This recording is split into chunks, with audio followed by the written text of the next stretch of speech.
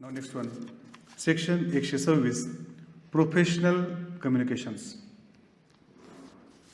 It deals with barrister, attorney, pleader, vakil and his client.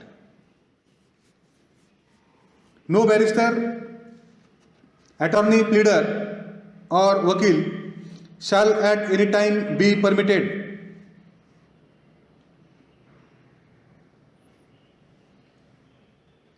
unless with his client's express consent.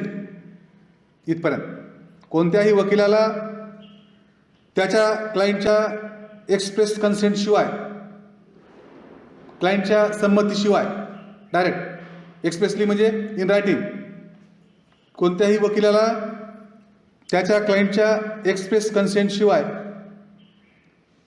Permission मिळणार नाही. कशाकरिता? To disclose any communication made to him in the course and for the purpose of his employment as such barrister, pleader, attorney or vakil by or on behalf of his client. इथपर्यंत कोणत्याही वकिलाला, आता फक्त मी वकील म्हणतो, बाकी शब्द समजून घ्या, कोणत्याही वकिलाला त्याची नेमणूक चालू असताना, म्हणजे त्या आता कोर्स ऑफ एम्प्लॉयमेंट मला त्याने नेमणूक म्हणून आपण आपल्याकडे वकीलपत्र दिलं, आपली नेमणूक त्यानं केली, आपली अपॉइंटमेंट झाली, एम्प्लॉयमेंट सुरू, मग त्यावेळेस त्या वकिलाशी त्याच्या आशिलानं केलेलं कोणतंही कम्युनिकेशन डिस्क्लोज करण्याची परवानगी दिली जाणार नाही. Part second, part third now, और टू स्टेट द कंटेंट्स और condition of any document with which he has become acquainted in the course and for the purpose of his professional employment. इथपर्यंत. आता पहिल्यांदा काय सांगितलं? पहिल्या पार्टमध्ये त्याचं कम्युनिकेशन इन बिटवीन दॅट वकील अँड हिज क्लायंट. आता सेकंडमध्ये त्या नेमणुकीच्या काळामध्ये त्यानं जे कुठलंही डॉक्युमेंट मिळवलेलं आहे, कोणत्याही डॉक्युमेंटची माहिती करून घ्यावी लागली असेल, अशा डॉक्युमेंट्सचा मजकूर सांगण्यास त्याला परमिशन दिली जाणार नाही, किंवा ते डॉक्युमेंट कसं आलं, कुठून आलं, काय आलं हे त्या वकिलाला डिस्क्लोज करता येणार नाही, except express consent given by his client. और last one, to disclose any advice given by him to his client in the course and the purpose of such employment.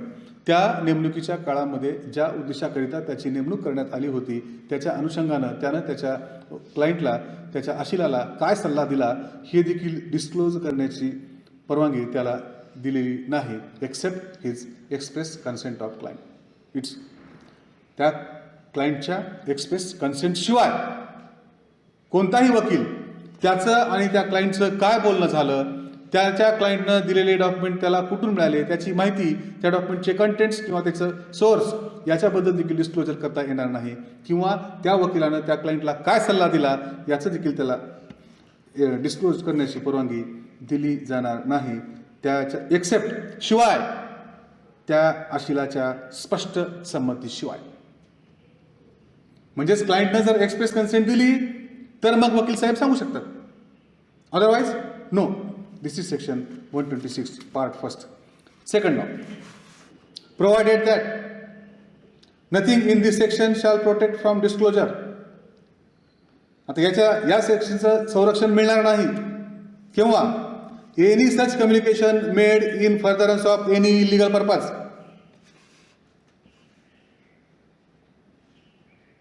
या कलमातील कोणत्याही गोष्टीमुळे कोणत्याही इलिगल पर्पजसाठी केलेलं कम्युनिकेशन जर असेल तर मग मात्र त्या ठिकाणी हा सेक्शन 126चं कम्युनिकेशन किंवा प्रिव्हिलेज लागू होणार नाही. समजतंय का? कम्युनिकेशन कसं आहे? It is made in furtherance of any illegal purpose. And second, आता याही वेळेस हा सेक्शन प्रोटेक्ट करणार नाही फ्रॉम डिस्क्लोजर. किंवा कोणत्या केसमध्ये? Any fact observed by any barrister, pleader, attorney और वकील in course of his employment as such showing that any crime और fraud has been committed since the commencement of his employment.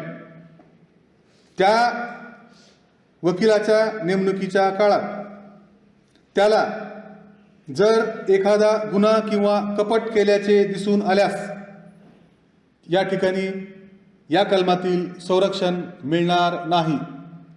म्हणजेच इथं express consent घ्यायची गरज नाही. कोणत्या कोणत्या दोन परिस्थितीमध्ये?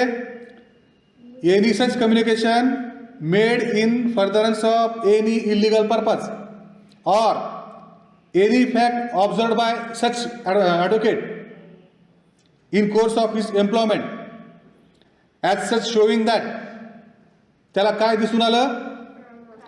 एनी क्राईम और fraud has been committed since the commencement of his employment.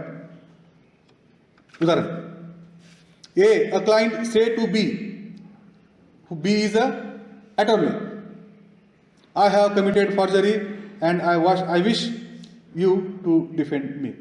साहेब, मी फॉर्जरी केलेली आहे आणि मला वाचवा. Now, as the defense of man known to be guilty is not a criminal purpose, therefore, this communication is protected from disclosure. गुन्हा घडला आणि बघतो आपल्याकडे आला, आपलं कामच आहे. केला नाही केला हा पुढचा भाग, पुरावा काय येईल काय नाही हा पुढचा भाग. पण जेव्हा आपल्याकडे क्लायंट आला, त्या क्लायंटनं सांगितलं की साहेब असं असं झालेलं आहे, ही गोष्ट मी केली, तर ह्या कम्युनिकेशनला मात्र या सेक्शन 126चं प्रोटेक्शन मिळेल. आता दुसरं उदाहरण घेऊ. A client says to B an attorney. A client आहे, बी वकील आहे. आला तो आणि म्हणाला, I wish to obtain possession of property by use of forged deed on which I request you to sue. साहेब, माझ्याकडे एक बनावट डॉक्युमेंट आहे आणि मला या डॉक्युमेंटच्या आधारे तुमच्याकडनं दावा दाखल करून त्या प्रॉपर्टीचं पोजेशन मिळवायचं आहे. आता at this time, this communication being made in furtherance of criminal purpose, therefore it is not protected from disclosure. येते का लक्षात the basic difference? Likewise, any fact observed by any barrister wakil in course of his employment as such showing that any crime or fraud has been committed since the commencement of his employment. And one explanation is there. The obligation stated in this section continues after the employment has ceased.